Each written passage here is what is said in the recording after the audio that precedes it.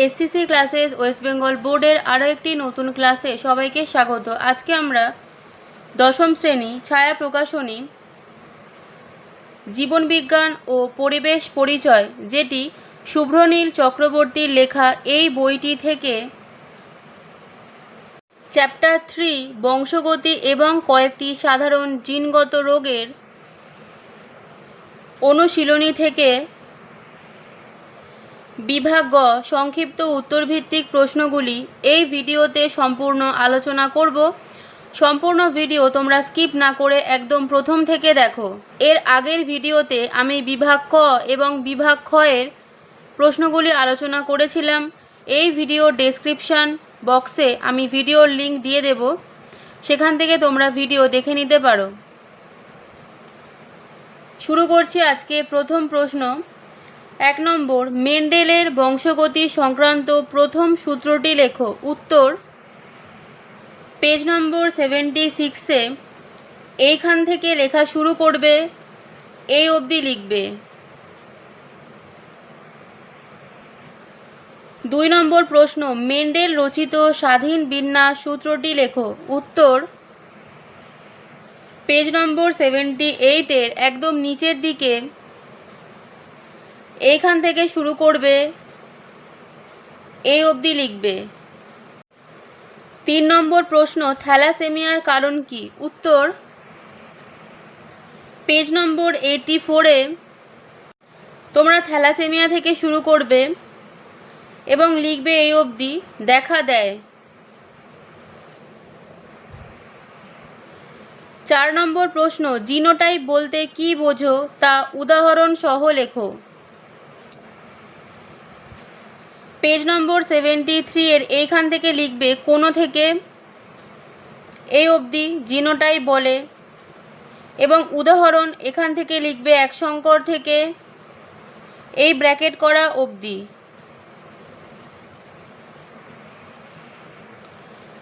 5 নম্বর প্রশ্ন, সমসংকর ও বিষম সংকর জীবের অ্যালিলগত প্রভেদ কি? উত্তর পেজ নম্বর 71-এ লিখবে, এইখান থেকে শুরু করবে একজোড়া থেকে এই অবধি। এইটা হলো সমসংকর জীব বা হোমোজাইগাস, এবং তোমরা উদাহরণ লিখবে এইখান থেকে এই অবধি। তারপর তোমরা লিখবে বিষম সংকর বা হেটারোজাইগাস, শুরু করবে এইখান থেকে একজোড়া থেকে এবং শেষ করবে এই অবধি, হেটারোজাইগাস জীব। এবং তারপর তোমরা উদাহরণ লিখবে, শুরু করবে এই কোণ থেকে এই অবধি। 6 নম্বর প্রশ্ন, জিন ও অ্যালিলের প্রভেদ কোথায়? উত্তরটা দেখে নাও। একদম প্রথমে তোমরা লিখবে জিন এবং অ্যালিল, তারপর সংজ্ঞাতে লিখবে জিনের বংশগতির একক যা কোনো বৈশিষ্ট্য নিয়ন্ত্রণ করে, এবং অ্যালিলের জায়গায় লিখবে একই জিনের বিভিন্ন রূপ। জিনের কাজ লিখবে বৈশিষ্ট্য নির্ধারণ করে, এবং অ্যালিলের লিখবে বৈশিষ্ট্যের ভিন্নতা তৈরি করে। অবস্থান লিখবে ক্রোমোজোমের নির্দিষ্ট স্থানে থাকে, এবং অ্যালিলের জায়গায় লিখবে একই স্থানে বিভিন্ন রূপে থাকে। সংখ্যা, একই বৈশিষ্ট্যের জন্য একটি জিন, সাধারণত দুটি, বাবা ও মা। উদাহরণ লিখবে চোখের রং নির্ধারণকারী জিন, চোখের রং জিন নির্ধারণ করে, এবং এখানে লিখবে কালো অর্থাৎ বড় হাতের বি এবং সাদা ছোট হাতের বি, এগুলি হলো অ্যালিল মানে গ্যামেট। এইটা তোমরা লিখবে প্রভেদ। 7 নম্বর প্রশ্ন, সংকরায়নের পরীক্ষায় কিভাবে প্রকট গুণ প্রকাশিত হয় তা উদাহরণের সাহায্যে লেখো। উত্তর পেজ নম্বর 75-এ এইখান থেকে লিখবে, মেন্ডেল থেকে শুরু করবে, এইখানে লেখাটা শেষ করবে টি হয় এই অবধি, এবং তোমরা যে ছবিটা আঁকবে সেটা হচ্ছে এইখান থেকে আঁকবে এই অবধি, মানে F1 জন্য এটি এই অবধি আঁকবে।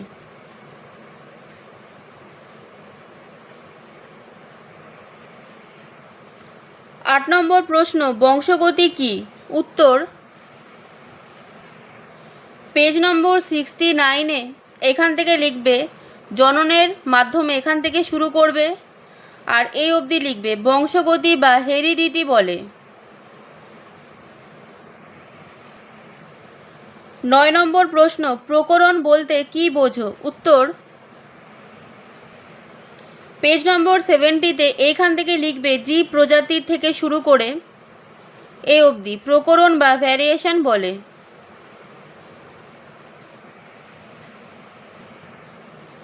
10 নম্বর প্রশ্ন, অসম্পূর্ণ প্রকটতা বলতে কি বোঝো? উত্তর পেজ নম্বর 80-র নিচের দিকে এইখান থেকে লিখবে দুটি বিপরীত বৈশিষ্ট্য যুক্ত থেকে শুরু করে এই অবধি অসম্পূর্ণ প্রকটতা বা মিশ্র উত্তরাধিকার বলে।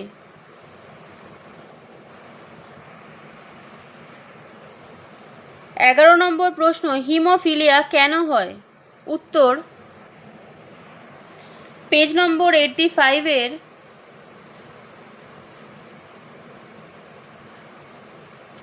এইখান থেকে লেখা শুরু করবে মানুষের এক্স ক্রোমোজোম থেকে এই অবধি লিখবে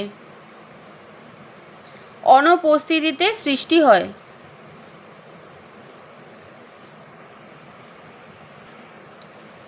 12 নম্বর প্রশ্ন, বর্ণান্ধতার কারণ লেখো। উত্তর পেজ নম্বর 87-এ এইখান থেকে লেখা শুরু করবে মানুষের চোখের রং থেকে এই অবধি 7 নম্বর ক্রোমোজোমে অবস্থিত, ব্র্যাকেট করা অংশটুকু। 13 নম্বর প্রশ্ন, পিতা ও মাতা উভয়েরই হিমোফিলিয়া থাকলে একজন জেনেটিক কাউন্সিলর হিসেবে তুমি তাদের কি পরামর্শ দেবে? উত্তর পেজ নম্বর 88-এ এখান থেকে লিখবে ব্র্যাকেট করা থেকে থ্যালাসেমিক হলে আইন মাফিক ভ্রূণ বিনষ্ট করা ও দ্বিতীয় সুস্থ সন্তানের চেষ্টা করার পরামর্শ এ অবধি লিখবে। তারপর সেকেন্ড পয়েন্টে লিখবে এখান থেকে পরিবারে থ্যালাসেমিয়া বা অন্য জিনগত রোগের ইতিহাস থাকলে রোগটির কারণ বিশ্লেষণ ও সম্ভাবনা সম্পর্কে হবু পিতামাতাকে সচেতন করা। তিনি লিখতে হবে না, তিনি দিয়ে থাকেন, এখানে লিখতে হবে না।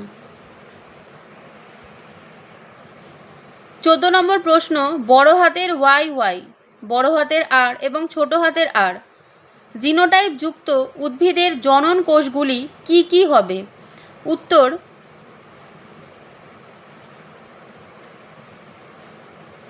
লিখবে বড় হাতের ওয়াই, বড় হাতের আর এবং বড় হাতের ওয়াই, ছোট হাতের আর, এই দুটো।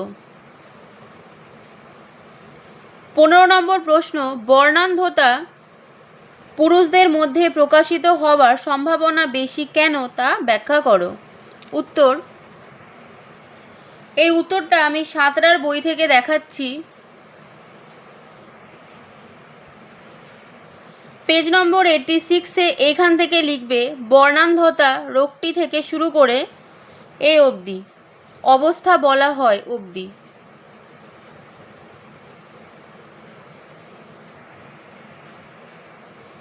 16 নম্বর প্রশ্ন, এক বিবাহিত দম্পতির দুটি সন্তান উভয়ই কন্যা, ক্রসের দ্বারা এটি দেখাও। উত্তরটা দেখে নাও। 16 নম্বরে উত্তর লিখবে গ্যামেট, মা এক্স এক্স এবং বাবা হলো এক্স ওয়াই। এদিকে লিখবে মা এক্স আর উপরে লিখবে মা এক্স, নিচে লিখবে বাবা এক্স বাবা ওয়াই। এখানে কি হবে? দুটো এক্স, এখানেও দুটো এক্স, এক্স ওয়াই এবং এক্স ওয়াই, দুটি সন্তানই কন্যা।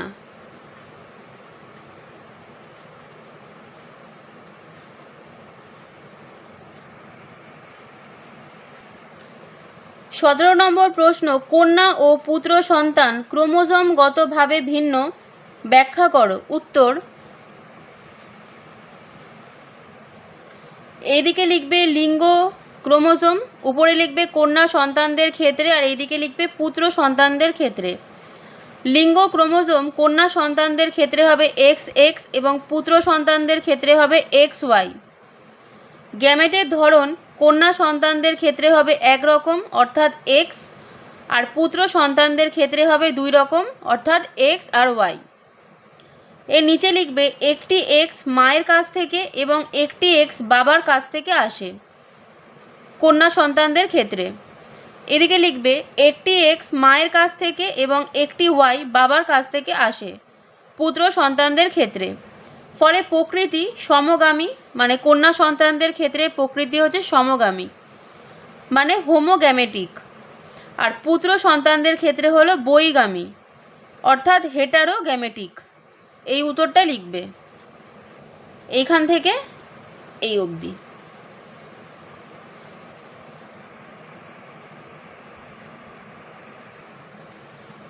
আঠেরো নম্বর প্রশ্ন, বাবা ও মা উভয়ই বর্ণান্ধ হলে সন্তান সন্ততির রোগটি পাওয়ার সম্ভাবনা চেকার বোর্ডের সাহায্যে দেখাও। উত্তরটা দেখে নাও। প্রথমে লিখবে বর্ণান্ধতার জিন এক্স আর এখানে সি, ঠিক আছে। বাবা বর্ণান্ধ অর্থাৎ কি হবে এক্স সি আর ওয়াই, যেহেতু বাবার এক্স ওয়াই থাকে। আর মা বর্ণান্ধ মানে মা দুটোই X, X C X C. এক্ষেত্রে মার গ্যামেট হবে এক্স সি এক্স সি, এই যে এক্স সি এক্স সি, আর বাবার হবে এক্স সি ওয়াই, যেহেতু বর্ণান্ধতার জিন হচ্ছে এক্স সি, সেজন্য।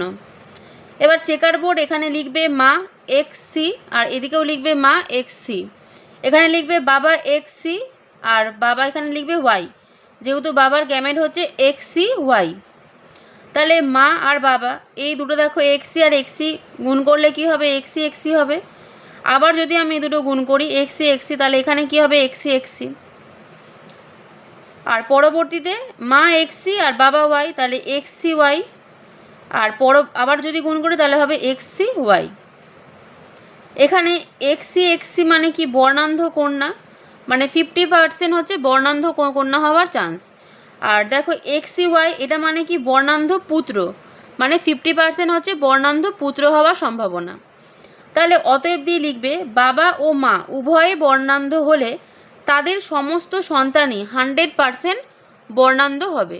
ছেলে হলে আর মেয়ে হলে যাই হোক না কেন 100% বর্ণান্ধ হবে। এটা হলো চেকার বোর্ড, তার সাহায্যে দেখিয়ে দিলাম। 19 নম্বর প্রশ্ন, F1 অপত্যে মটর গাছের স্বপরাগযোগে 1420টি বেটে মটর গাছ পাওয়া গেল। F2তে কতগুলি সংকর লম্বা মটর গাছ পাওয়ার সম্ভাবনা রয়েছে? উত্তরটা দেখে নাও। F1 জনুতে চেকার বোর্ডটা হচ্ছে টি আর টি করলে F2তে পাই, মানে F2 জনুতে কী পাবো সেটা দেখাচ্ছে। দেখো টি মানে এটা হচ্ছে টোটালি লম্বা, আর এটা হলো কি সংকর লম্বা, টি সংকর লম্বা, আর এটা হচ্ছে বেটে। তাহলে এদের যে অনুপাত সেটা হচ্ছে 1:2:1, মানে লম্বা যেটা হবে সেটা হলো 1, মানে 1 অংশ, সংকর লম্বা হবে 2 অংশ এবং বেটে হবে 1 অংশ। এখানে বেটেটা বলে দিয়েছে, অর্থাৎ টি বলে দিয়েছে 1420টি। তাহলে আমরা যদি অনুপাতের দিক থেকে দেখি তাহলে টি 1420 মানে 1 অংশ, কারণ বইতে বলেই দিয়েছে 1420 টি। আর এখানে দেখো অনুপাত কত, এই যে টির অনুপাত 1, তাহলে 1 অংশ। তাহলে আমরা বলতে পারি 1 অংশ সমান কত 1420। আচ্ছা, এবার যদি মোট এগুলোকে যোগ করে তাহলে কত হবে 4 অংশ হবে। 1 অংশ সমান যদি 1420 হয় তাহলে 4 অংশ সমান কত হবে 4 গুণ 1420, তাহলে হবে 5680টি গাছ। তাই সংকর লম্বা মানে কি টি, এই যে টি যেটা জানতে চেয়েছে, বড় হাতের টি ছোট হাতের টি, এটা সংকর লম্বা। যদি অনুপাতে দেখি তাহলে 2 অংশ, তো এই যে 2 অংশ মাঝখানে আছে মানে 2 অংশ। 1 অংশ মানে কত 1420 হলে 2 অংশ মানে কত হবে 1420 গুণ 2 হবে, তাহলে হবে 2840টি গাছ পাওয়া যাবে। এটাই হবে উত্তর। এইখান থেকে শুরু করবে, এই অবধি লিখবে, স্ক্রিনশট নিয়ে রাখো। 20 নম্বর প্রশ্ন, মেন্ডেল অধিকাংশ মটর ফুল বেগুনি বর্ণের পেয়েছিলেন কেন? উত্তরটা দেখে নাও। পেজ নম্বর 72 এর একদম নিচের দিকে আসবে, এখান থেকে লিখবে একই থেকে শুরু করবে, শুরু করে এই অবধি লিখবে।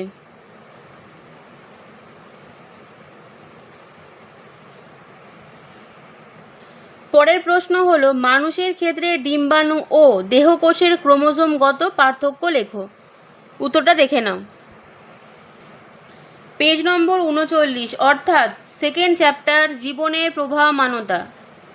এই বই থেকেই দেখাচ্ছি 39 পেজে এখান থেকে লেখা শুরু করবে। এই যে মহিলাদের প্রতি দেহকোষে 2টি এক্স ক্রোমোজোম এবং পুরুষদের প্রতি দেহকোষে 1টি এক্স ও 1টি ওয়াই ক্রোমোজোম উপস্থিত থাকে। লেখার পর তোমরা নিচের দিকে আসবে,